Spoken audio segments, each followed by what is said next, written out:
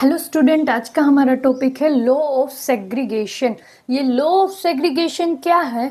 Mendel ने अपने monohybrid और डाईहाइब्रिड क्रॉस से कुछ रूल्स बनाए थे अपने ऑब्जर्वेशन के ऊपर से।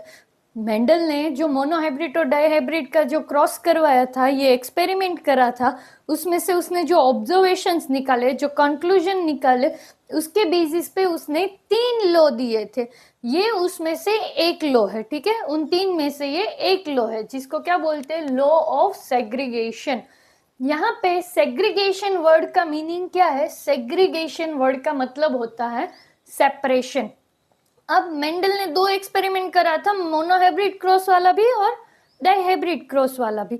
बट उसने जो मोनोहाइब्रिड क्रॉस वाला जो एक्सपेरिमेंट करा था, उसके ऑब्जर्वेशन के ऊपर से उसने लॉ ऑफ सेग्रीगेशन दिया था। अब यहाँ पे लॉ ऑफ सेग्रीगेशन है क्या? तो पहले तो ये समझना पड़ेगा कि जीन क्या है, अलील क्या है। ये एक क्रोमोसोम है। क्रोमोसोम में स्पेसिफिक लोकेशन पे स्पेसिफिक जीन प्रेजेंट होते हैं। ये क्रोमोसोम है, इस लोकेशन पे हाइट का जीन है। फॉर एग्जाम्पल, ये लोकेशन पे मैं ले लेती हूँ सीड के कलर का जीन है।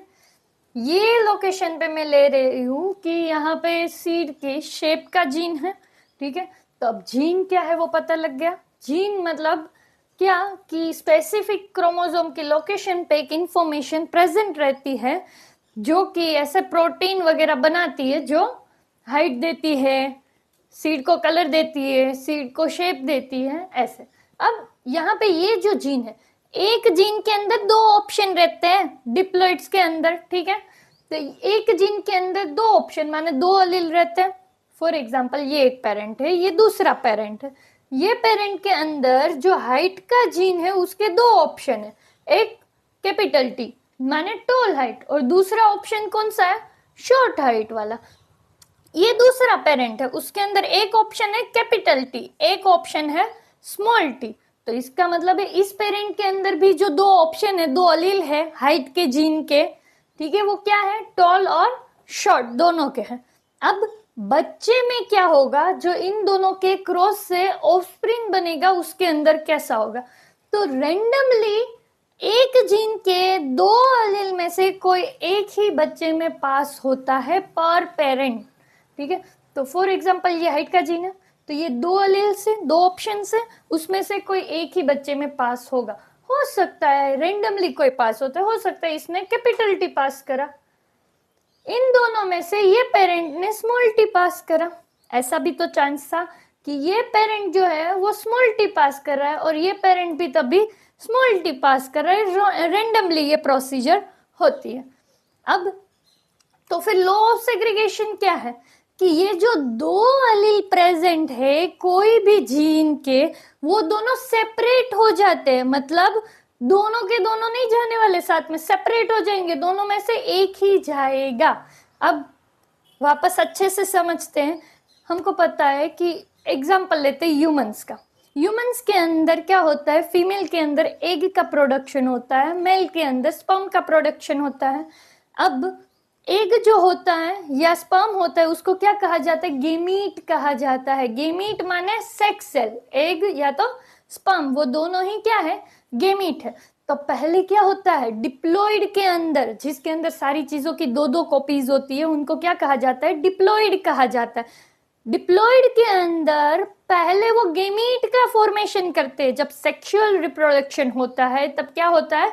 गेमीट का फॉर्मेशन होता है। तो एक कॉमन सेंस है कि देखो, इसके अंदर 2 अलील्स है, इसके अंदर भी 2 अलील्स है। अब एक ही जीन के, तो अगर ये पेरेंट दोनों अलील दे रहा है, ये पेरेंट भी दोनों अलील दे रहा है, तो बच्चे के अंदर 4 अलील नहीं हो जाएंगे? हमको तो 2 ही अलील चाहिए ना, 2 ही होने चाहिए। तो अब ये दोनों में से एक ही पास करे और ये दोनों में से एक ही पास करे, तो बच्चे के अंदर भी 2 ही अलील आएंगे। तो ऐसे गेमीट का फॉर्मेशन होता है। गेमीट माने एग और स्पर्म, ठीक है। ह्यूमंस के अंदर देखने जाए तो यहाँ पे ये 2 ऑप्शन से 2 अलील से, जब ये पेरेंट गेमीट का फॉर्मेशन करेगा तब रेंडमली कोई एक देगा, ये एक गेमीट हो गया। हो सकता है ये पेरेंट दूसरा गेमीट ऐसा बनाए जिसके अंदर सिर्फ स्मॉल टी दे। ये पेरेंट ने एक गेमीट बनाया जिसके अंदर कैपिटल टी दिया। इसी पेरेंट ने ऐसा भी ऐसा भी गेमिट बनाया हो सकता है जिसके अंदर वो स्मॉल टी दे। अब गेमिट का फॉर्मेशन हो चुका है, ये पेरेंट के गेमिट्स ये रहे, ये पेरेंट के गेमिट्स ये रहे। अब ये गेमिट का फ्यूजन होगा, जाइगोट बनाने के लिए गेमिट का फ्यूजन होगा। फॉर एग्जाम्पल ये पेरेंट का ये गेमिट, ये पेरेंट का ये गेमिट फ्यूज हुआ, तो जो ऑफस्प्रिंग बनेगा उसके अंदर क्या आएगा, कैपिटल टी स्मॉल टी आएगा। बट मैं ये ऐसे बोलूं कि ये पेरेंट का ये जो गेमिट है वो इस गेमिट के साथ फ्यूज कर रहा है, ये दूसरे पेरेंट के, तो बच्चे के अंदर स्मॉल टी आएगा।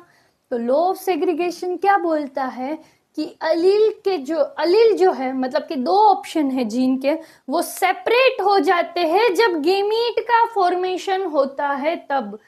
तो law state that every individual organism contain 2 alleles, हर एक ऑर्गेनिज्म के अंदर दो अलील्स होते हैं।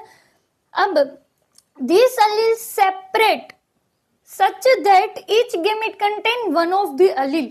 अब ये जो अलील्स है वो ऐसे सेपरेट होते हैं कि हर एक गेमेट को एक ही मिले, ताकि जब फ्यूजन हो दोनों पेरेंट्स के गेमेट का तब वापस से 2 बन जाए।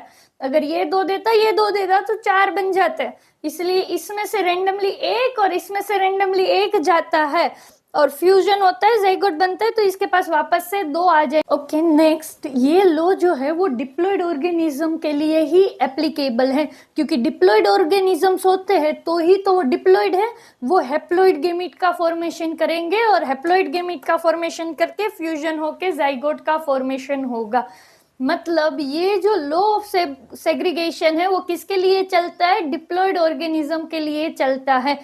क्यों? क्योंकि डिप्लॉयड ऑर्गेनिज्म जो होते हैं वो हैप्लॉयड गेमीट बनाते हैं, और हैप्लॉयड गेमीट्स होते हैं 2 पेरेंट के गेमीट, सेक्सुअल रिप्रोडक्शन होता है और फ्यूज होते हैं, और वापस जो बच्चा बनता है वो कैसा हो जाता है, डिप्लॉयड हो जाता है। देखो, पेरेंट डिप्लॉयड है, गेमीट्स बने उसने वो हैप्लॉयड बने।